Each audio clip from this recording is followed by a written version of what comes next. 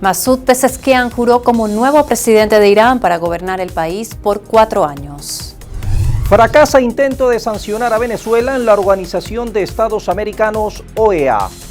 Presidente Nicolás Maduro presentó un recurso de amparo ante la Sala Electoral del TSJ para que se aboque a dirimir el ataque contra el proceso electoral del 28 de julio.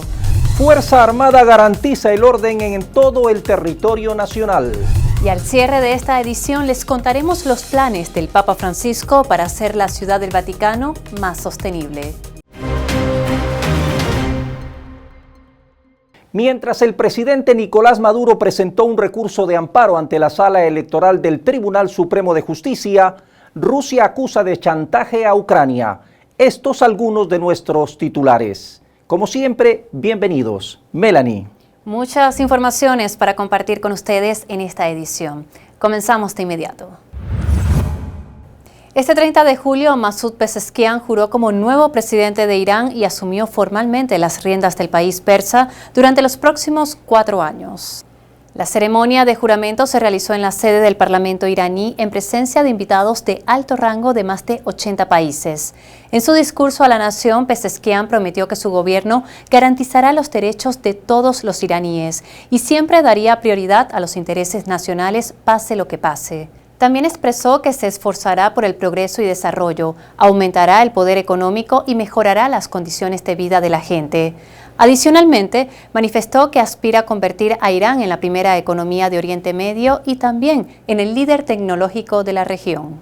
El mandatario iraní aprovechó su ceremonia de investidura para solidarizarse con el pueblo de Gaza y repudiar la complicidad de Occidente ante el cruel genocidio que comete Israel en el enclave.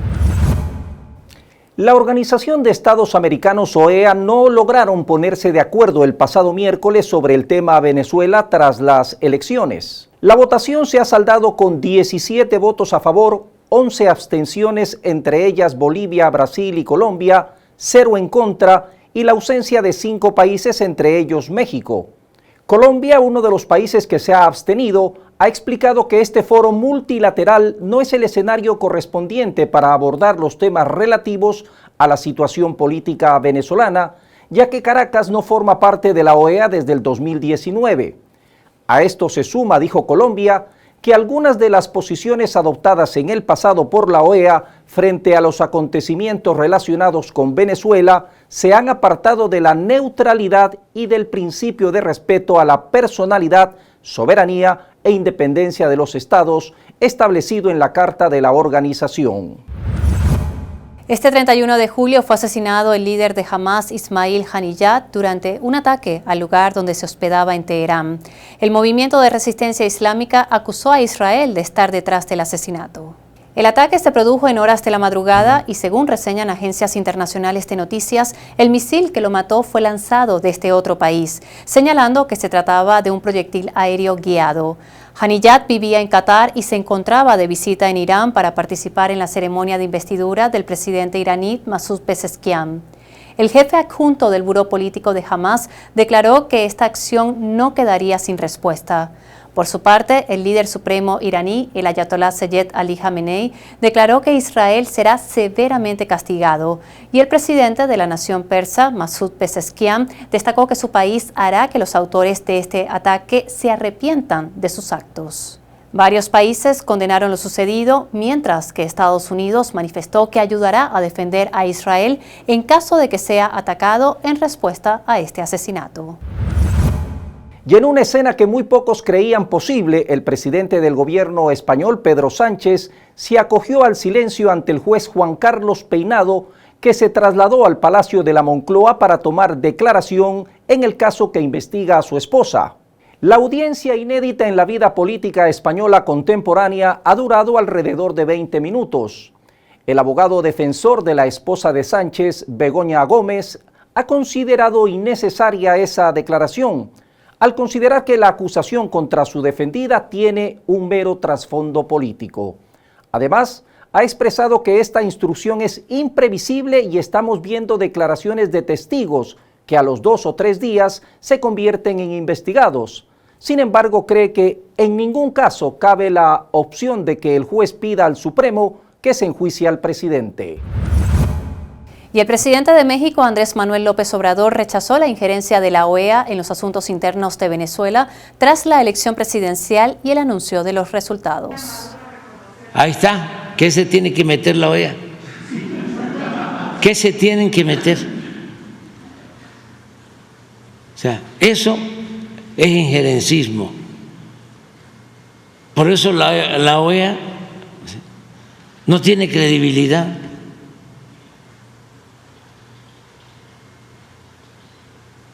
¿Con qué fundamento la OEA sostiene que ganó el otro candidato?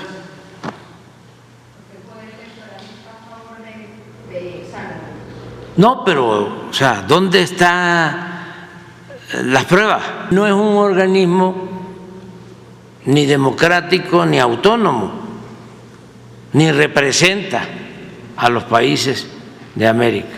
Ya esa organización debe reformarse. No sirve de nada. Bueno, sirve para agravar los problemas. Y atención con la economía mundial. La deuda pública consolidada global excedió los 100 billones de dólares en el 2023, al mismo tiempo que su tasa de crecimiento es superior a la de la economía mundial, según datos del Banco Mundial y el Fondo Monetario Internacional. Estos cálculos incluyen datos de 178 economías. La mayor deuda nacional, que alcanzó los 37.5 billones de dólares, se corresponde a los Estados Unidos y representa el 35.6% de la economía mundial. China ocupó el segundo lugar con 14.9 billones de dólares del PIB mundial. Rusia denuncia a Ucrania por chantajear a Hungría y Eslovaquia con el corte de suministro del petróleo ruso por el oleoducto Druzhba. De acuerdo con Moscú, esto no les sorprende, refiriéndose a una nueva presión legal contra uno de los suministradores de la empresa rusa Lukoil, cuyo crudo compran Hungría, la República Checa y Eslovaquia, que coincide, dicen, con varias iniciativas de paz de Budapest, dirigidas a una pronta resolución del conflicto que lo enfrenta con Rusia. Sus autoridades hicieron notar que las restricciones de Ucrania coinciden también con la negativa de las autoridades de Hungría y Eslovaquia de apoyar nuevas sanciones ilegítimas de Bruselas contra Rusia. Luego de haber erradicado la polio en Palestina desde hace muchos años, el Ministerio de Salud del enclave ha declarado a Gaza como una zona epidémica de poliomielitis. El ente explicó que los combates en estos últimos 9 meses en el enclave palestino constituyen la principal causa de la propagación de la enfermedad. Ellos señalan que el asalto israelí a Gaza ha repercutido en la privación de la población de agua potable, además de destruir la infraestructura sanitaria y provocar la acumulación de toneladas de basura. En un comunicado refiere que el organismo de la ONU para la Erradicación Mundial de la Poliomielitis ha detectado el virus en las aguas residuales de Yan Yunis y las provincias centrales.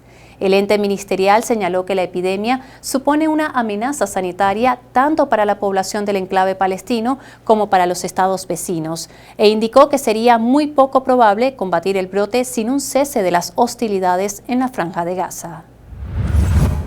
Y en medio de las Olimpiadas llegó también un visitante que no estaba invitado. Se trata del COVID-19. Esto luego de que varias jugadoras australianas de waterpolo dieran positivo por COVID-19 esta semana. Allí surgieron interrogantes sobre cómo se mitigará la propagación de la enfermedad en los Juegos Olímpicos de París. Existen protocolos establecidos para estos casos, dijeron los organizadores, que recomiendan el uso de mascarillas para las personas que den positivo. También lo señaló otro portavoz de París 2024. Recordamos, dijo, periódicamente a los atletas y a todas las demás partes presentes en los Juegos las buenas prácticas que deben adoptar si es que experimentan cualquier síntoma respiratorio, entre ellos usar una mascarilla en presencia de otras personas, limitar los contactos y lavarse las manos de manera regular con agua y jabón o usar desinfectante para las manos. Y el cruce de declaraciones entre Turquía e Israel pronostican un aumento de tensión en la región. El presidente turco Recep Tayyip Erdogan asomó la posibilidad de estar decidido a invadir el país hebreo para poner fin al conflicto palestino. Igual que entramos en Karabaj, igual que entramos en Libia, podríamos hacer algo parecido con ellos. No hay ninguna razón por la que no podamos hacerlo. Debemos ser fuertes para poder dar estos pasos. El canciller israelí Israel Katz respondió a estas declaraciones advirtiendo que el destino de Erdogan podría ser similar al del expresidente iraquí Saddam Hussein, quien fue ejecutado por ahorcamiento. Y se complica la reducción de carbono en las aerolíneas, luego que Air New Zealand alegara retrasos en las entregas de nuevos aviones de bajo consumo y al precio de los combustibles para aviones con bajas emisiones. La aerolínea destacó que se había visto obstaculizada en los últimos meses por la disponibilidad de nuevos aviones y la asequibilidad y disponibilidad de combustibles alternativos para estos. Boeing se ha enfrentado en los últimos meses a una serie de problemas de seguridad y producción que han provocado demoras en las entregas de sus aviones. Por su parte, Airbus atribuyó el mes pasado a problemas persistentes en su cadena de suministros un recorte en el número de entregas previstas para el presente año.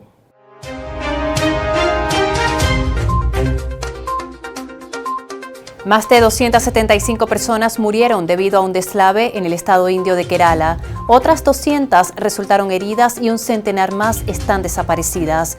Los deslizamientos ocurrieron la noche del 29 al 30 de julio en el suroeste de la India luego de unas fuertes lluvias monzónicas. Las precipitaciones afectaron principalmente 4 aldeas situadas en una zona montañosa donde la corriente arrastró muchas viviendas y otras construcciones. Los ecologistas critican a Washington por ir muy por detrás de otros países a la hora de prevenir la contaminación por plásticos. Hasta la fecha, solo 12 estados del país han prohibido el uso de las bolsas producidas de este material.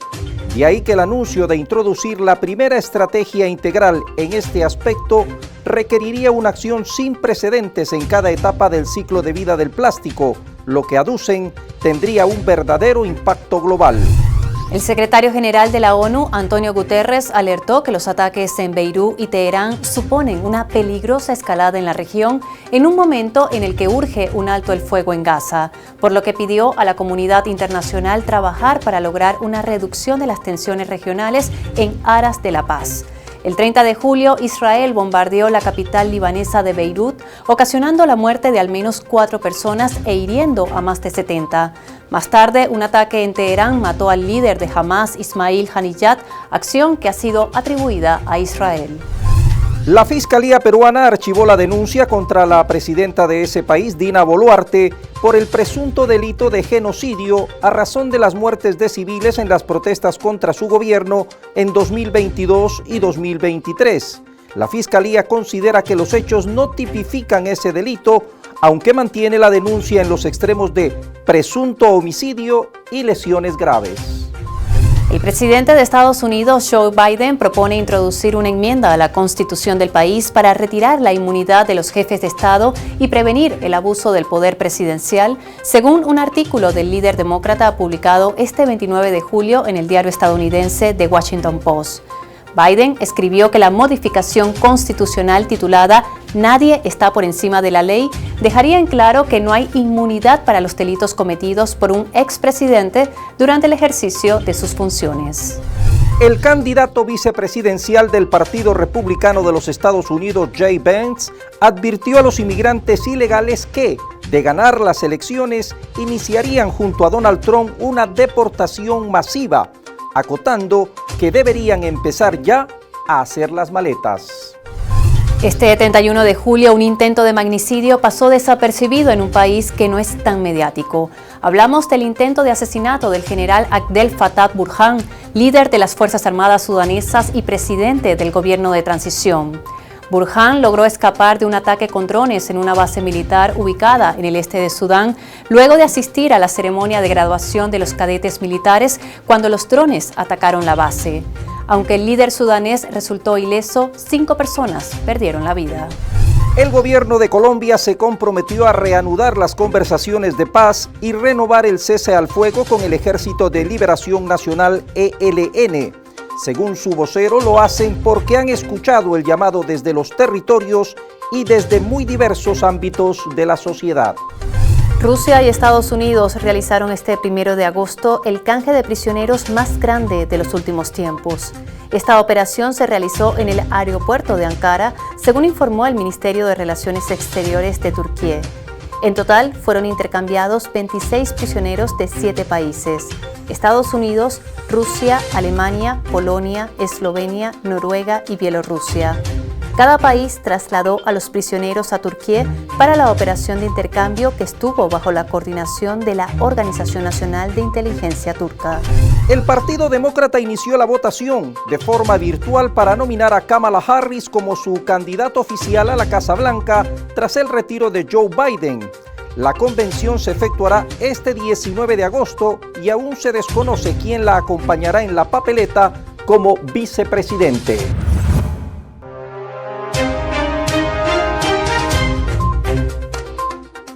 Efectivos de la Fuerza Armada Nacional Bolivariana se mantienen desplegados en las calles de todo el territorio de Venezuela con el fin de garantizar la paz del pueblo venezolano. De acuerdo con el jefe del Comando Estratégico Operacional, Domingo Hernández Lares, por instrucciones del presidente reelecto en Venezuela, Nicolás Maduro, el estamento armado patrulla las 24 horas desplegados en las calles realizando operativos por los diversos estados, municipios y parroquias del país. Hernández Lares destacó que los efectivos de las FARC se encuentran en las calles evitando actos de violencia y garantizando la estabilidad social de Venezuela. Este 31 de julio, el presidente de Venezuela, Nicolás Maduro, presentó un recurso de amparo ante la Sala Electoral del Tribunal Supremo de Justicia para que revise e investigue todo el proceso electoral del 28 de julio y aclare todo lo que haya que ser aclarado. Así lo dijo. He apelado a la Constitución por la paz de Venezuela y he traído un recurso contencioso electoral para que la Sala Electoral del Tribunal Supremo de Justicia se aboque a dirimir este ataque contra el proceso electoral, este intento de golpe de Estado utilizando el proceso electoral y aclare todo lo que haya que aclarar sobre estos ataques, sobre este proceso, y certifique, haciendo un peritaje del altísimo nivel técnico, los resultados electorales de las elecciones del 28 de julio. Estoy dispuesto a ser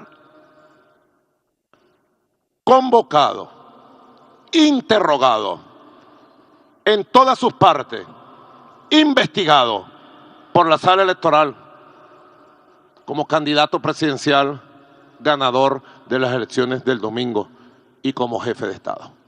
Doy la cara, me someto a la justicia.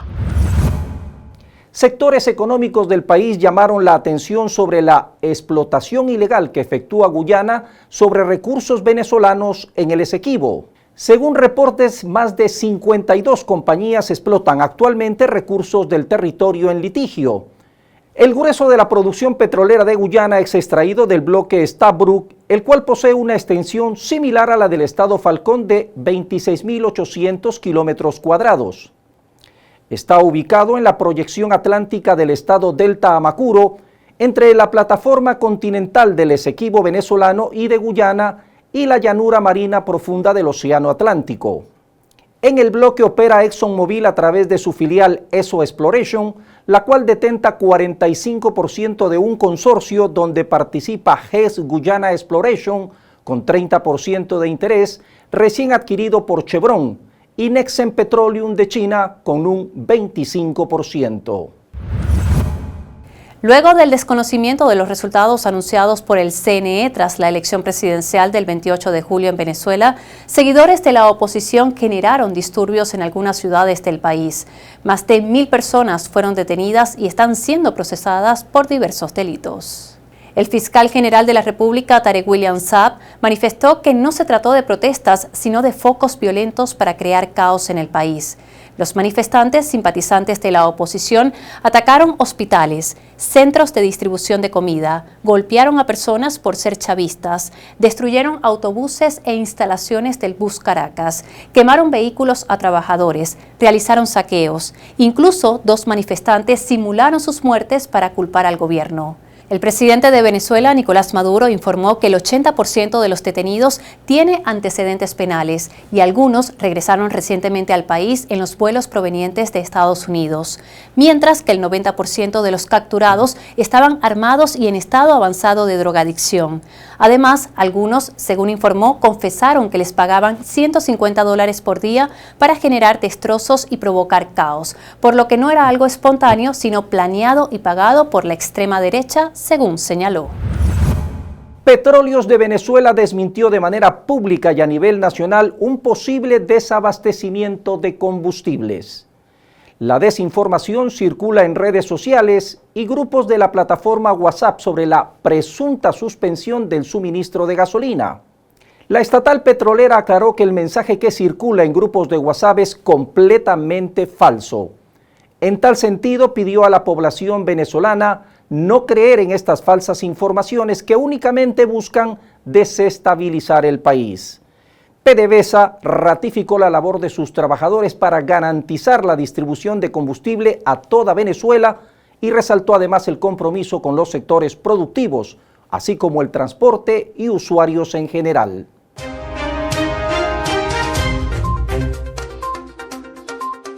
Gobierno de Venezuela ordenó retirar a todo su personal diplomático de Argentina, Chile, Costa Rica, Perú, Panamá, República Dominicana y Uruguay por sus acciones y declaraciones injerencistas que pretenden desconocer los resultados de la elección presidencial del 28 de julio que le dieron la victoria a Nicolás Maduro para su tercer mandato. De igual forma, exigieron que los gobiernos de los estados en cuestión retiren de manera inmediata a sus representantes del territorio venezolano. El Aeropuerto Internacional Simón Bolívar de Maiquetía mantiene su operatividad en un 100%. Así lo hizo conocer la entidad en su cuenta oficial. Acotó además que todas las instalaciones y comercios se encuentran operativos. Garantizaron además operaciones aéreas seguras, organizadas y eficientes. Desde este 31 de julio quedaron temporalmente suspendidos en Venezuela los vuelos desde y hacia Panamá y República Dominicana debido a la presunción del uso de la aviación civil con fines no compatibles con los principios de seguridad, según informaron en un comunicado las autoridades venezolanas. Jordan Goudreau, de 48 años de edad, ex boina verde estadounidense y que estuvo implicado en la operación Gedeón que buscaba derrocar al presidente de la República, Nicolás Maduro, en mayo del 2020, ha sido arrestado en Nueva York, Estados Unidos, bajo los cargos federales de contrabando de armas. Venezuela rompe relaciones diplomáticas con Perú. El canciller Iván Gil manifestó que Caracas se vio obligada a tomar esta decisión luego de las temerarias declaraciones del canciller peruano que desconocen la voluntad del pueblo venezolano y su constitución. Previamente, el canciller de Perú, Javier González, había calificado al opositor Edmundo González como presidente electo de Venezuela.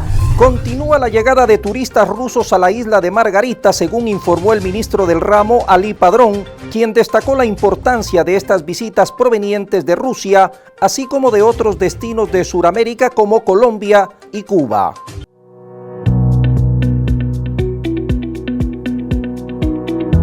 Hoy en nuestro segmento Lo Positivo les contamos que el Papa Francisco quiere que la Ciudad del Vaticano funcione completamente con energía solar. Para conseguirlo, ordenó la construcción de una central agrovoltaica a las afueras de Roma. Según se ha dado a conocer, esta planta no solo podría cubrir todas las necesidades energéticas del Vaticano, que cuenta con una población superior a las 600 personas, sino que también busca aprovechar la misma superficie de terreno para el desarrollo de productos agrícolas. El Papa ha dicho que es necesaria una transición hacia un modelo de desarrollo sostenible que reduzca las emisiones de gases de efecto invernadero a la atmósfera para alcanzar el objetivo de neutralidad climática. Con esta iniciativa, el Sumo Pontífice quiere que el Vaticano dé el ejemplo, aunque su transición ecológica comenzó en 2008 con la instalación de paneles solares en el techo del Aula Pablo VI, donde se realizan audiencias papales. Además, ha sustituido sus coches por vehículos eléctricos, entre otras medidas. Aunque aún no se ha dicho cuándo estará finalizado el proyecto, este refleja el compromiso del Papa con el cuidado del ambiente.